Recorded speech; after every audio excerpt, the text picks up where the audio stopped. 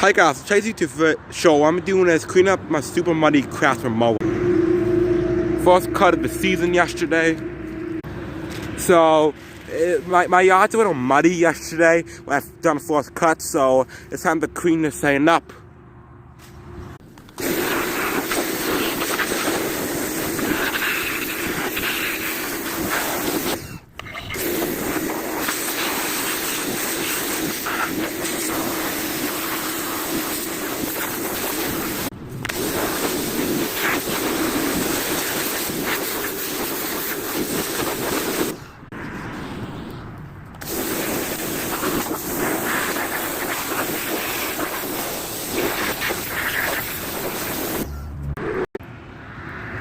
Look at that. Now my mower is nice and shining clean. Thank you guys for watching today's YouTube video. Don't forget to like,